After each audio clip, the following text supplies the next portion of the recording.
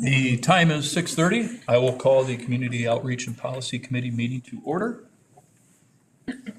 1A, the meeting has been properly noticed. 1B are the minutes of a previous meeting. Any questions from the committee on the minutes? We have one informational and discussion item, and it's the Title IX investigation process and rules. This is it's a process that all schools have to have in place, and it weaves itself in and out of our student 411 policy, our staff 511, and then I think it's 113 is the overall policy. There are federal expectations, there are state expectations, and then there's also local expectations that we put on this. With what we have created and what I believe is primarily from the federal government is a process in which both parties are protected throughout the process. And the way I look at it is the way that this is built is so you never have to go back a step. And the timeline really speaks to that. We can go through what a formal complaint is, complainant, respondent. The investigator, per our policy, Dr. Long in his role as Director of Student Services, he is the investigator, and he is responsible for that's most of the second page with those graphics. And then there's a decision maker, and that is the role of the superintendent. So who's the title coordinator? That would also be Max, Dr. Long. And then who's the appeal officer? If appealed, so we go through a whole process, and then if a person doesn't like the decision, DPI.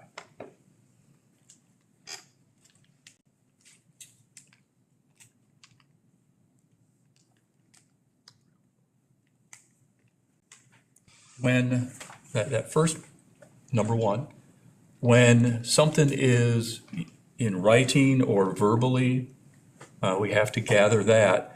And then there is, you have to have, for it to be Title IX sexual harassment, that is a very specific topic. And that's one of the first things that the investigator has to do is look at what data do we have so far. Is this Title IX sexual harassment? May not be, but somebody may say, I think it might be.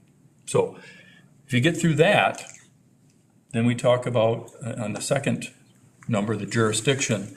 It's similar to almost everything. As a school district, we do not want to overextend what our responsibility is. There has to be that direct nexus. Is it a school activity? That last button in bold, against a person in the United States, with today's ability with social media, that's something. So with that one, if we have school trips that leave the United States, about one a year, every other year, whatever it is. If something were to happen on that trip during a school function, during a school activity, would that fall through a hole here? I don't think so, but you're in an area that I'm not real confident in responding. When we do, especially overseas trips, it's a school, so we would have some say in it, but it's also contracted through a private enterprise. And they would, I think, take the lead in that. If something like that occurred, we would find out about it and we would try and sort through it. But our very next call would be to our legal counsel. Who takes the lead? Is it the tour company or is it the district? I guess my primary concern would be is if it was two people in our district, that it's sort of, unless it'd be like as if it happened at a basketball game or something like that, except for the location was just outside the US. So that's just where I want to make sure we're not creating a hole. Yes. Yeah, and the only way I can fill that in is if that were to occur, we'd be right to legal counsel. And our legal counsel with Boardman and Clark is exceptional. I don't believe I've had to wait more than an hour for some sort of response. I don't know how they arrange it, but they're really good at getting back to that. Is there a way, because we have some local input on this, right, that we address it before we approve it? So we know it, so it's not, because right now this looks like an or statement. Or an and or, right? Like it must have occurred within and against or and against a person in the United States, that we close that gap before we approve it. How about I look that up and do some research for the committees?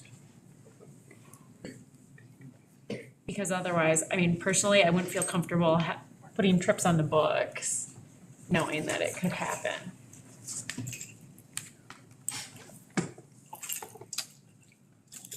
Number 3, those are we good to move on off 2? With number 3, these are the different types, the different definitions. And this is, I believe, our 6th year in using Vector. And Vector is the video training at the beginning of every school year. All of our employees have to go through a series. There's some differences based on their roles. But this one, being an employee of the school, we all get this Vector training on that. And they do, I think, a really solid job of walking employees through. Here are the 3 types of what could be considered sexual harassment under Title IX.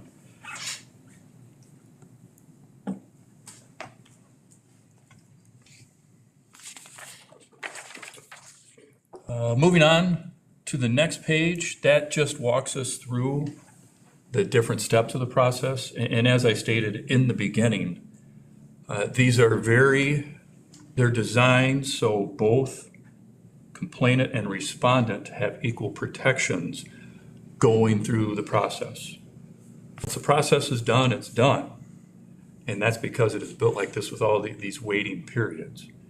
And one of the things that kind of surprises some people is when evidence is gathered, that evidence is shared with both complainant and respondent.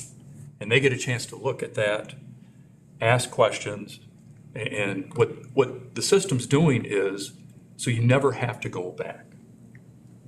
And that really creates the timeline in which everybody involved may be confident of an answer. And it's obvious to everybody. But you still must adhere to these timelines so you don't have to go back.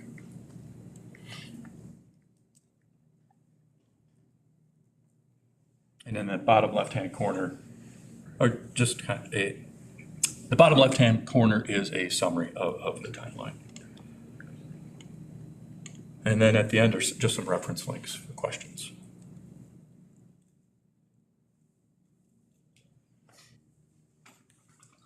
So clearing up number 3, jurisdiction, making sure we know where that is. Other questions? Comments?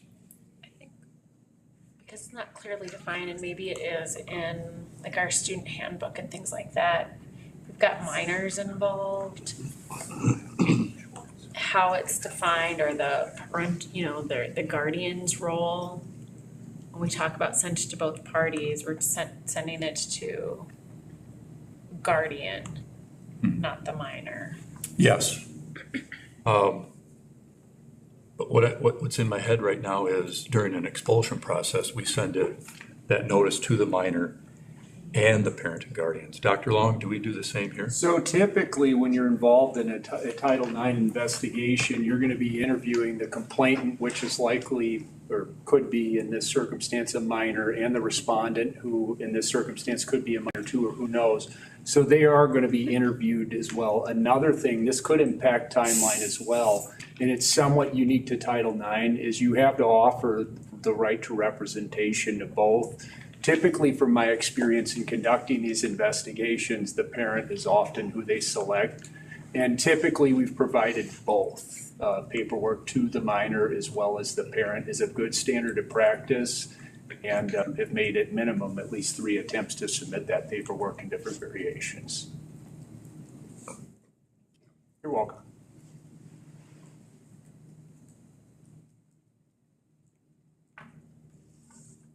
Any other thoughts or concerns? A couple of parting shots as we close up. The first one is I would say, in the past 4 presidencies, prior to, I'm going to, just because that's when I started, with President Obama, this was a very static approach. But now with each president, it keeps changing with each presidency as they come in. This seems to be one of the things that the presidential office thinks they need to have their sway on, so that changes it. Secondly, this does occur. And by having meetings like this, by having the policies we have in place, it really puts the district in a strong position to work through a process, noting that on the district side, Dr. Long and I, we have both been trained. But let's recognize the caliber of that training. It was a video and maybe a couple questions at the end. So the more robust that our policy is, the more secure that these positions feel, because it's not our comfort to go through this. But we do have the policy behind it, so it's good that we do this. Can I say one piece in relation to the timeline? The timeline itself that we have, I want to highlight the fact that the majority of what's on that timeline is entirely federal. The only aspect of it that isn't entirely federal is the first step, but even that, federally, the guidance is that there needs to be a reasonable amount of time for the respondent and the complainant to receive the notices.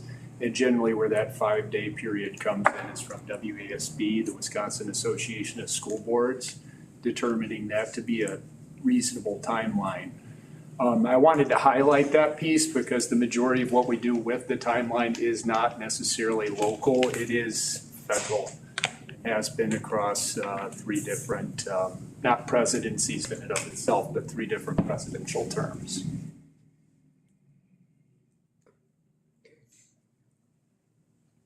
We will adjourn policy community outreach at 6:43 p.m. Thank you.